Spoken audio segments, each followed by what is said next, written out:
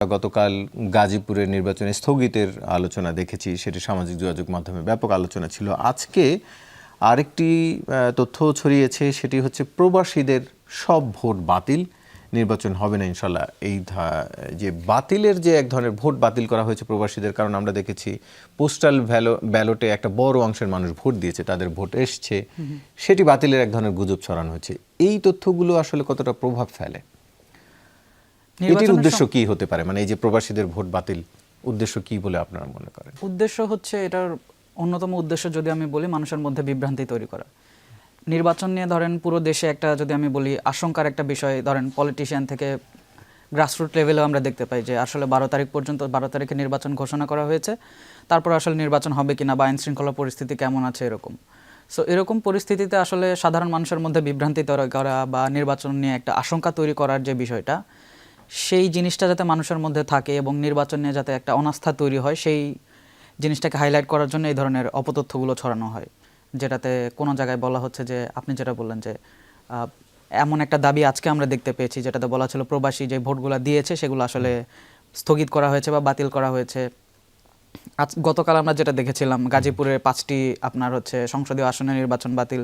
আজকে আলাদা একটা দাবি আমরা ফ্যাক্ট চেক করেছি, যেখানে বলা হচ্ছিল যে আসলে নির্বাচন পুরোপুরি স্থগিত করে দেয়া হয়েছে এবং এটা হচ্ছে বিশ্লেষণধর্মী একটা মতামতের উপরে ডিপেন্ড করে, সেটা হচ্ছে প্রকাশ করেছে গবেষণা প্রতিষ্ঠান সেন্টার ফর পলিসি ডায়ালগ বা সিপিডি, যেটাকে নাম দিয়ে।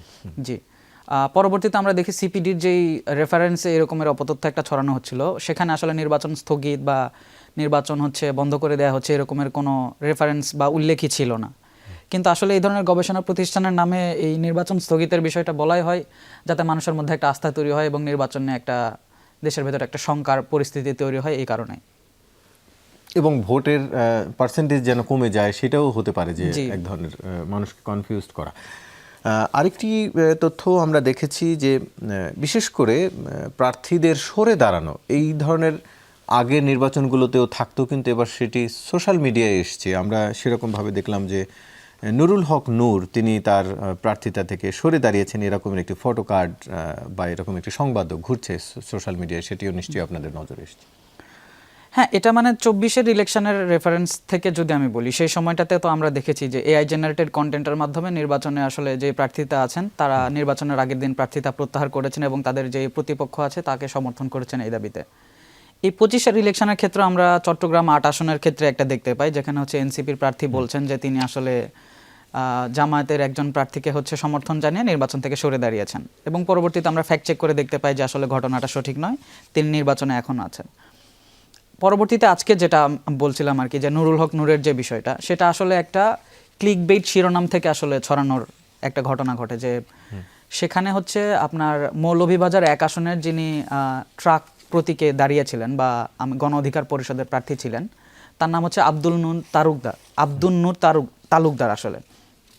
সো ওইটাকে ক্লিকবেইট করে বলা হয় যে এই যে নূর নামটা যেটা আছে সেটাতে বলা হয় বিএনপিকে সমর্থন জানিয়ে গণ অধিকার পরিষদের নূর হচ্ছে নির্বাচন থেকে সরে দাঁড়িয়েছেন।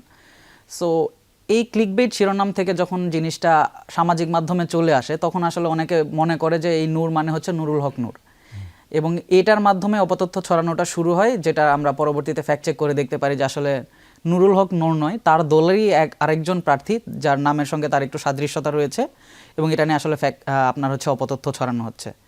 এটার যে বিষয়টা থাকতে পারে, প্রার্থীদের যে আপনার প্রার্থিতা প্রত্যাহার করেছেন বা নির্বাচন থেকে সরে দাঁড়িয়েছেন, এটা একটা বিভ্রান্তি তৈরি করে যখন আপনি দেখবেন যে কোন একজন দলের প্রার্থী যখন তার নেতাকর্মীরা এই ধরনের একটা তথ্য দেখবে, তাদের মনে কিন্তু বিভ্রান্তি তৈরি হবে, ভোটারদের মনে বিভ্রান্তি তৈরি হবে আসলে নুরুল হক নূর নাকি আব্দুল নূর, সেটা তো আর সে অতটা তিনি যাচাই দেখছেন না, জাস্ট সে হয়তো বা একটা টাইটেল দেখছে বা শিরোনাম দেখছে, দেখার পরে সে হয়তো এটা ভেবে নিচ্ছে।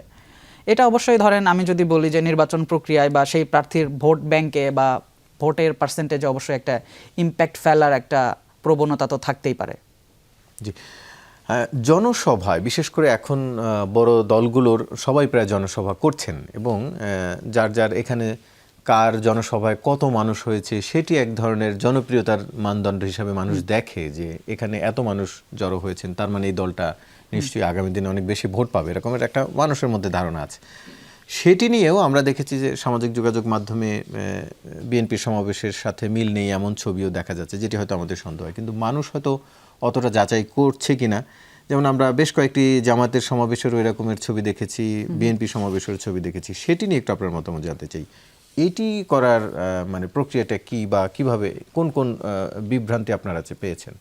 আমরা এখন পর্যন্ত ধরেন কয়েক ধরনের পেয়েছি। একটা ধরেন যে এআই জেনারেটেড কন্টেন্টের মাধ্যমে বলা হচ্ছিল যে কোনো একটা দলের জনসমাবেশে এত পরিমাণ লোকজন এসছে বা তাদের জনসমাগম এত বেশি, তার মানে তারা এত জনপ্রিয় বা জনসমর্থন তাদের এরকম বেশি। এটা কম্পারেটিভলি আমরা জামাত বিএনপি দুইটার ক্ষেত্রেই দেখতে পাই যে কোন এক জায়গায় বলা হচ্ছিল জামায়াতের কে সমর্থন জানিয়ে এত লোকজন, বা এটা হচ্ছে জামায়াতের একটা জনসভার ছবি যেখানে জনস্রোতে পরিণত হয়েছে। পরবর্তীতে আমরা দেখতে পাই সেটা আসলে এআই জেনারেটেড একটা কন্টেন্ট, যেটাকে আসলে মানে ভুলভাবে বলা হচ্ছিল যে আসলে একটা ঘটনার। একইভাবে বিএনপির ক্ষেত্রেও দেখা গেছে যে তাদের জনসভার বলে এরকম একটা ছড়ানো হচ্ছে। ক্ষেত্র বিশেষে দেখা যায় যে আসলে আরেকটা দলের জনসমাবেশের ঘটনাকে অন্য একটা দল ব্যবহার করছে বা তার মতাদর্শীর কেউ একজন ব্যবহার করছে। সেই রকমের নজিরও আমরা দেখেছি যে কোনো একটা দলের হয়তো বা জনসমাগমের বা জনসমাবেশের দৃশ্য অন্য একটা দল ব্যবহার করছে বা অন্য একটা দলের নেতাকর্মীরা ব্যবহার করছে তাদের নিজেদের বলে। এইখানে আমি একটু আপনার কাছে সাপ্লিমেন্ট জানতে চাই। এআই জেনারেটেড কন্টেন্টগুলো অনেক সময় প্রায় সত্যের কাছাকাছি থাকে। এটি সাধারণ মানুষ কিভাবে বুঝবে যে এটি এআই জেনারেটেড কন্টেন্ট? তার বোঝার অতি সহজ উপায় কি? এআই জেনারেটেড কন্টেন্ট বোঝার সবচেয়ে বড় টুল যদি আমি বলি, আমরা ফ্যাক্ট চেকিং এর ক্ষেত্রেও যেটা বলে থাকি, আমরা সবচেয়ে বেশি যেটা ব্যবহার করি সেটা হচ্ছে আমাদের চোখ। এআই জেনারেটেড কন্টেন্ট যতই সফিস্টিকেটেড বা যতই ক্লিয়ার হোক, তার মধ্যে কিছু একটা সাইন থাকবে যেটার মাধ্যমে আমি বুঝতে পারবো যে সেটা এআই জেনারেটেড কন্টেন্ট। হতে পারে যে ধরেন জনসমাবেশের ক্ষেত্রে যদি আমি বলি, সেখানে অনেকে পতাকা হাতে থাকে, বিভিন্ন ধরনের পতাকা সদৃশ জিনিস নিয়ে থাকে, বা একটা লাইন দেখতে পাবেন যেটা একটা জ্যামিতিক আকার ধারণ করবে, যে একটা সেম প্যাটার্নে আছে, যেটা সাধারণ জনসমাবেশের ক্ষেত্রে আপনি সেভাবে দেখতে পাবেন না। ক্ষেত্র বিশেষে যখন আপনি মিছিলের দৃশ্য দেখছেন, যেটা আমরা আজকে দেখতে পেয়েছি, আল্লামা মামুনুল ইসলামের একটা জনসমাবেশের দৃশ্য দাবিতে একটা ছবি ছড়ানো হচ্ছিল, যেটা আপনার মোহাম্মদপুরে যে জাপান গার্ডেন সিটি আছে তার রাস্তার সংলগ্ন রাস্তার আর কি। সো আমরা যখন এটা যাচাই করতে যাই, প্রথমত আমরা দেখতে পাই যে একটা জনসমাবেশের দৃশ্য এরকম আছে, কিন্তু পারিপার্শ্বিক দিক যেগুলো আমরা বিবেচনা নিয়ে আসি, সেটা ধরেন গুগল স্ট্রিট ভিউ বা গুগল ম্যাপসে কিন্তু ওই জায়গার রাস্তার দৃশ্য বা আশেপাশের বিল্ডিংয়ের ধরন কেমন সেটা কিন্তু আমি যাচাই করে দেখতে পারি। ওইটা আমরা যাচাই করে দেখি যে আসলে জাপান গার্ডেন সিটির সামনে যে গেটটা আমি দেখতে পাচ্ছি, আশেপাশের বিল্ডিংয়ের আকার আকৃতি বা রাস্তার যে আকৃতিটা বলা হচ্ছে কয় লেনের, এখানে আমি 1 লেনে দেখতে পেয়েছি, কিন্তু আপনি যদি জেনে থাকবেন যে জাপান গার্ডেন সিটির সামনের রাস্তা 2 লেনের, এবং সেখানে গেটের একটা যে বিবরণটা থাকে সেটা এআই জেনারেটেড কন্টেন্ট যেটা আমি দেখছি তার সঙ্গে একটা ডিফারেন্স তৈরি করে। এই ধরনের জিনিসগুলো সাধারণ চোখে আপনি যদি যেয়ে থাকেন দেখতে পাবেন, বা আপনার মনে যদি সন্দেহ তৈরি হয়, ওই যে স্ট্রিট ভিউ বা গুগল ম্যাপসের মাধ্যমে আপনি সেখানে গিয়ে ভার্চুয়ালি কিন্তু যাচাই করতে পারবেন যে ওই যে ছবিটা আপনি দেখছেন সেটার সঙ্গে বাস্তবের কোনো মিল আছে কিনা। তার মানে এআই বা কোনো ছবি দেখলে আসলে সহজে বিশ্বাস না করে সেটিকে জুম করে বা বড় করে আরো ভালো করে তীক্ষ্ণ দৃষ্টিতে দেখার কথা বলছেন। হ্যাঁ, ছবিটা আগে পুরোপুরি তীক্ষ্ণভাবে যদি আমি একদম খালি চোখে যেগুলো বিবেচনায় নেওয়া যায়, যে বস্তুগুলো আমি দেখছি, ওখানে যে জিনিসগুলো আমি দেখছি, বিল্ডিংগুলো দেখছি, সেগুলো সহজেই বিশ্বাস করা যাবে না, অর্থাৎ যাচাই বাছাইয়ের পরে বিশ্বাস করতে হবে।